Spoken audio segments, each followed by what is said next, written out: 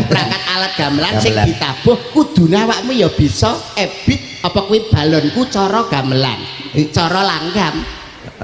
iya bisa